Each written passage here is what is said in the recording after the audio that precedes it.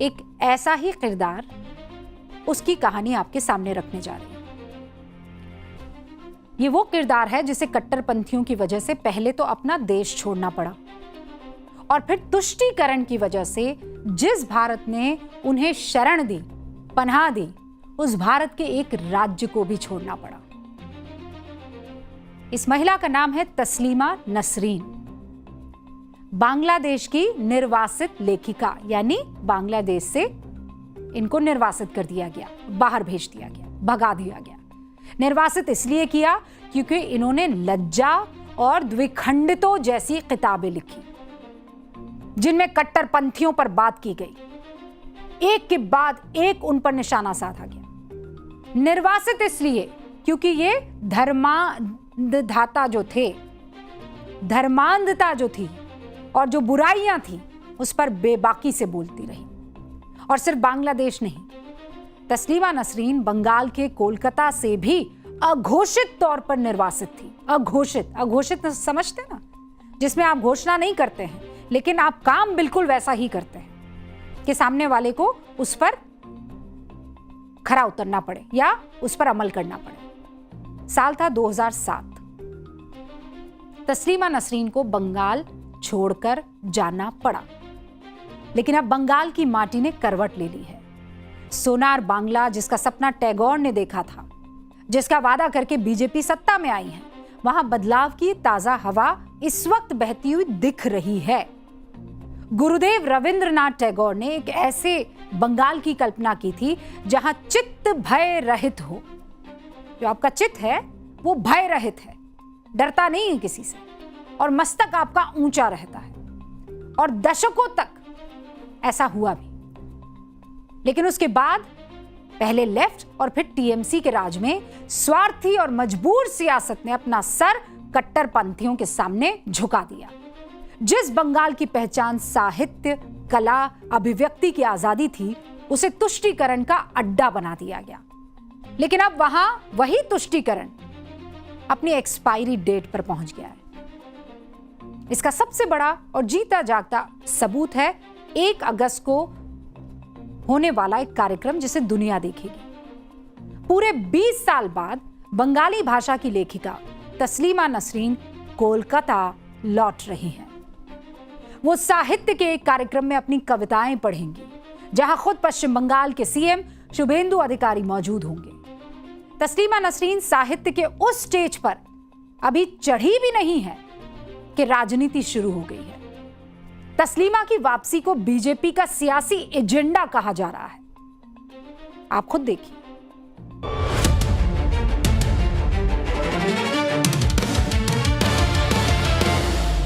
तस्लीमा नसरीन जो आएगा क्या बोलेगा? मुसलमान के खिलाफ 2-4 अनब शनब बात बोल के चला जाएगा।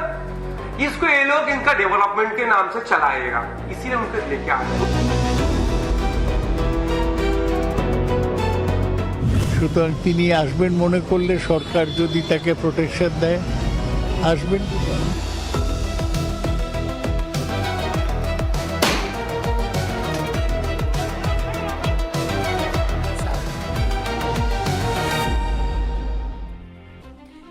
ममता बनर्जी की पार्टी क्या कह रही है आपने सुन लिया कि हिंदू मुसलमान करने के लिए तस्लीमा नसरीन को लाया जा रहा है और दम्भ भरा जा रहा है। क्या कहकर? अगर सरकार उन्हें प्रोटेक्शन दे सकती है तो बुला ले।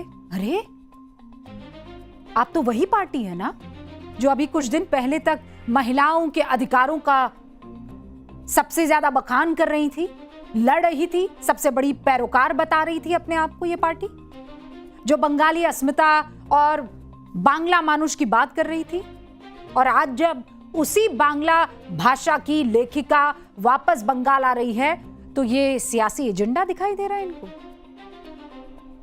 मतलब घुसपैठियों को रेड कार्पेट वेलकम वाली मानसिकता सियासी एजेंडा नहीं है, लेकिन तस्लीमा नसरीन का बंगाल की धरती पर कदम रखना सियासी एजेंडा है।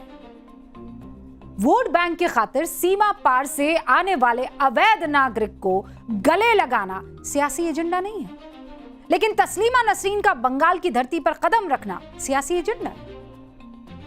आरजीकर से लेकर कामदुनी और फिर संदेश खाली की पीड़ित महिलाओं की चीखों पर सियासत का वो पर्दा डाल देना एजेंडा नहीं है।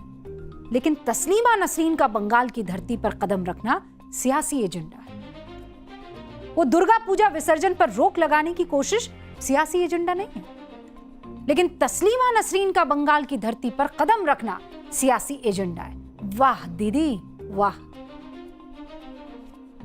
दिक्कत किसी लेखिका के आने पर नहीं लग रही है, कष्ट इस बात का हो रहा है कि बंगाली अस्मिता का जो झूठा ढोंग ये सालों से रच रहे थे, तस्लीमा नसरीन की एक झलक ने उस ढोंग के चिथड़े चिथड़े कर दिए हैं। आज बंगाल की ओर इस देश की नई पीढ़ी को यह जानना जरूरी है कि कैसे वोट बैंक के ठेकेदारों ने एक महिला लेखिका को उसकी पसंदीदा जमीन से खदेड़ दिया था। तस्लीमा नसरीन बांग्लादेश की लेखिका, ये जान गया। साल 1993 में उन्होंने एक किताब लिखी। किताब का नाम था लज्जा, जो 1992 के विवादित ढांचा गिरने के बैकड्रॉप पर लिखी गई थी। और किताब में हिंदुओं के खिलाफ बांग्लादेश में हुई कम्युनल हिंसा के बारे में लिखा गया था। 1994 में बांग्लादेश में तस्लीमा के खिलाफ फतवा जारी कर दिया गया और उन्हें जान से मारने की धमकी मिलने लगी। बांग्लादेश छोड़ने के बाद तस्लीमा ने यूरोप और उत्तरी अमेरिका के कई देशों में समय बिताया। उन्हें स्वीडन की नागरिकता भी मिली और करीब 10 साल विदेश में रहने के बाद 2004 में वो भारत लौट आई और कोलकाता में बस गई। 2007 तक वो भारत में रही, लेकिन 2007 के बाद से अब तक 2 दशक बीत गए। बंगाल में पहले लेफ्ट की सरकार और 15 साल ममता बनर्जी की सरकार। कैसे ये दोनों सरकारें कट्टरपंथियों के सामने सिर झुकाकर खड़ी रही। बस सुनते जाइए, सबके चेहरों पर लगे मुखौटे जो है वो उतरते चले जाएंगे। 2003 में तस्लीमा की किताब द्विखंडितो पब्लिश हुई। क्या नाम था? द्विखंडितो। वो पब्लिश हुई, लेकिन अभिव्यक्ति की आजादी का ढोल पीटने वाली ये कम्युनिस्ट सरकार कट्टरता के सामने घुटने टेक देती है। नवंबर 2003 में बुद्धदेव भट्टाचार्य की लेफ्ट सरकार सांप्रदायिक तनाव का हवाला देकर किताब पर पूरी तरह से प्रतिबंध लगा देती है, जिसे 2005 में हाईकोर्ट ने हटाया। साल 2004 में केंद्र सरकार से नॉन परमानेंट रेजिडेंस परमिट मिलने के बाद तस्लीमा नसरीन कोलकाता आ जाती है। जून 2006 में टीपू सुल्तान मस्जिद के इमाम सैयद नूरुर रहमान बरकती ने तस्लीमा का चेहरा काला करने वाले को इनाम देने का ऐलान किया। कई संगठनों ने उन्हें भारत से निकालने की मांग उसके बाद शुरू कर दी। अगस्त 2007 में हैदराबाद में तस्लीमा के नोबेल शोध के तेलुगु अनुवाद का एक विमोचन हो रहा था। उस विमोचन के दौरान कथित तौर पर AIMIM से जुड़े लोगों ने उस कार्यक्रम में अटैक कर दिया, उनके साथ धक्का मुक्की की। और फिर आया 21 नवंबर 2007 का दिन, जब कोलकाता में हालात फिर बिगड़ गए। ऑल इंडिया माइनॉरिटी फोरम ने तस्लीमा नसरीन की किताबों और उनके वीजा रिन्यू करने के विरोध में पहले माहौल बनाया, फिर कोलकाता की सड़कों पर 8 घंटों तक उपद्रव मचाते रहे। सेंट्रल कोलकाता का कुछ हिस्सा किसी युद्ध के मैदान जैसा लगने लगा। यह उस समय की तस्वीर है जो आप देख रहे हैं। इस दौरान कम से कम 35 लोग घायल हुए, ज्यादातर पुलिस वाले। 1992 के बाद पहली बार शहर में सेना तैनात करनी पड़ गई। सेंट्रल कोलकाता के पार्क सर्कस और रिपन स्ट्रीट पर पुलिस ने जैसे ही जाम हटाने की कोशिश की, आसमान से पत्थरों की खौफनाक बारिश शुरू हो गई। यह कोई साधारण झड़प नहीं थी। उपद्रवियों ने बाकायदा गुरिल्ला वॉरफेयर का तरीका अपनाया। घरों की छतों को बंकर बना दिया। नीचे खड़े लोगों और सुरक्षा बलों पर भारी चीजें और ईंटें फेंकी जा रही थी। रिपोर्ट्स में सामने आया कि इस हिंसा के लिए जमीयत उलेमा हिंद के कुछ लोग भी जिम्मेदार थे। पुलिस यह भी मानती है कि इसमें बांग्लादेशी आतंकी संगठन हरकतुल जिहाद अल इस्लामी का हाथ भी हो सकता है। जमीयत उलेमा हिंद के हेड सिद्दीकुल्लाह चौधरी यहां तक कह देते हैं कि ये सीपीआईएम के लिए चेतावनी है। ये तो बस शुरुआत है और जल्दी इसका असर भी महसूस होगा। गुंडाई सुनते जाइए। इसके बाद बंगाल की सरकार तस्लीमा से कहती है कि वो कोलकाता छोड़कर चली जाए, यानी दंगाइयों पर कार्रवाई करने के बजाय तस्लीमा नसरीन को चुपचाप बंगाल से बाहर का रास्ता दिखा दिया गया। साल 2011 में जब सत्ता बदली तो मां माटी मानुष का नारा आया।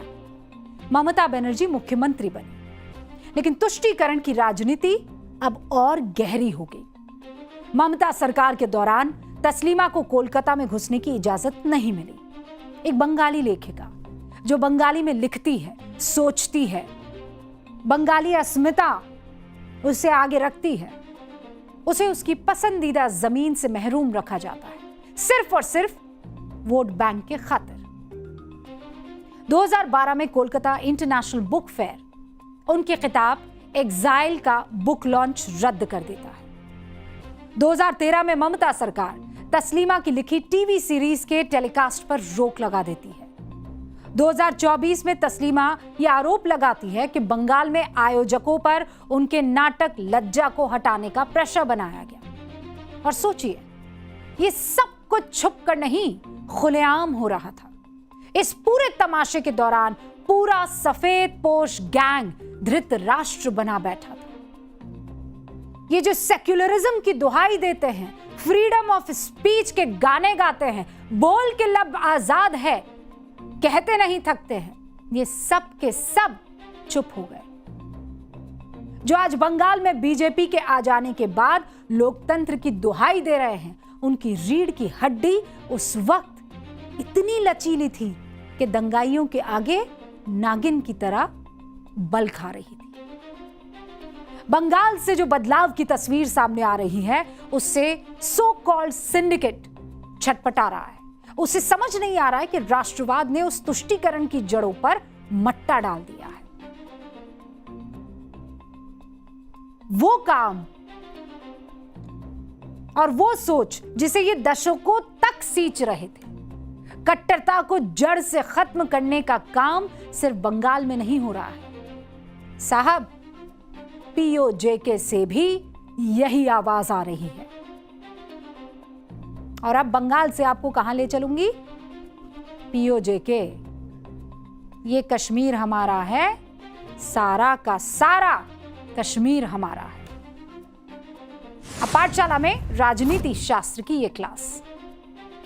इस वक्त पाकिस्तान की हालत बहुत खराब हुई पड़ी है।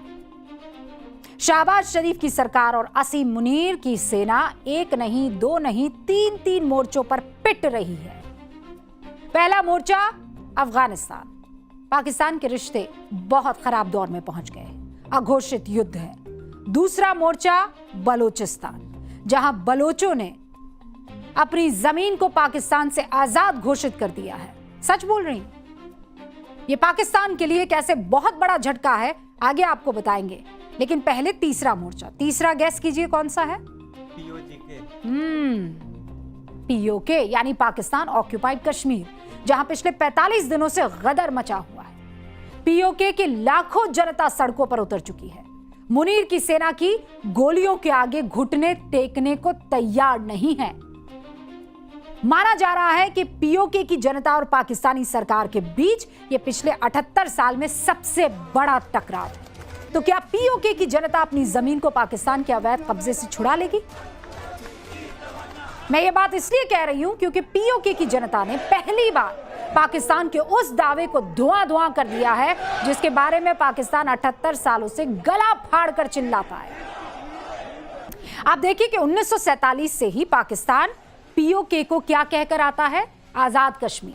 क्या कहता है? आजाद कश्मीर। लेकिन अब खुद पीओके की जनता और वहां के नेता लाउड स्पीकर पर बुलंद आवाज में दुनिया को बता रहे हैं, ना जी ना, ये ना तो आजाद कश्मीर है, ना ही विवादित इलाका है, ये पाकिस्तान के कब्जे वाला इलाका है। इस जमीन पर पाकिस्तान ने जबरदस्ती कब्जा किया हुआ है। ये बात पीओके के किसी आम आदमी ने नहीं कही है। पीओके के संगठन JAAC, जॉइंट अवामी एक्शन कमेटी के कद्दावर नेता सरदार अमन खान ने कही है। भारत 78 सालों से पाकिस्तान के कश्मीर वाले हिस्से को यही कह रहा है, पीओके यानी पाकिस्तान ऑक्यूपाइड कश्मीर। और अब यही बात पीओके भी कह रहा है, यानी पाकिस्तान की जनता ये सुन रही है कि पाकिस्तान ऑक्यूपाइड कश्मीर के लोग कह रहे हैं। आप देखिए कि पाकिस्तान ने बड़ी चालाकी से पीओके को पाकिस्तान का हिस्सा नहीं माना। वो इसे आजाद कश्मीर का नाम देता है ताकि दुनिया उसे यह ना कह सके कि पाकिस्तान ने इस इलाके पर कब्जा किया हुआ है। लेकिन अब पाकिस्तान की यही चालाकी उसकी सबसे बड़ी गलती साबित हो रही है, क्योंकि पाकिस्तान ने पीओके को संवैधानिक रूप से अपने देश का 5वां राज्य घोषित नहीं किया है। ठीक है, पाकिस्तान के संविधान के आर्टिकल 257 के मुताबिक पीओके पाकिस्तान का भौगोलिक हिस्सा नहीं है। इस आर्टिकल में यह कहा गया है कि जब जम्मू कश्मीर के लोग पाकिस्तान में शामिल होने का फैसला करेंगे तब दोनों के बीच संबंधों का निर्धारण वहां की जनता की इच्छा के अनुसार कर दिया जाएगा। इसीलिए पीओके को पाकिस्तान के 4 मुख्य राज्य कौन कौन से हैं? एक तो पंजाब है, एक सिंध है, एक खैबर पख्तूनख्वा है और एक बलूचिस्तान है। ये 4 है और ये अघोषित है पीओके। इससे अलग रखा गया इन 4 राज्यों से। पाकिस्तान आधिकारिक तौर पर इसे एजेके यानी आजाद जम्मू और कश्मीर कहता है। कागजों पर इसे एक नॉमिनली सेल्फ गवर्निंग एंटिटी यानी नाम मात्र का स्वशासी क्षेत्र का दर्जा दे रखा है। पाकिस्तान ने यह सब दुनिया की आंखों में क्या फेंकने के लिए किया हुआ है? धूल। और बैकडोर से पीओके में चुनाव से लेकर सरकार के भीतर तक यह घुसपैठ कर चुका है। इसीलिए पीओके में किसी भी पार्टी की सरकार हो उसे इस्लामाबाद की कठपुतली कहा जाता है। पीओके में पाक की चुनावी मक्कारी क्या है, आप जानना चाहते हैं? जानना चाहते हैं। पीओके विधानसभा की कुल सीटें, अच्छा मैं बोर्ड बाबू पर आपको समझाने की कोशिश करती हूं। पीओके में जो पाकिस्तान है ना, उसकी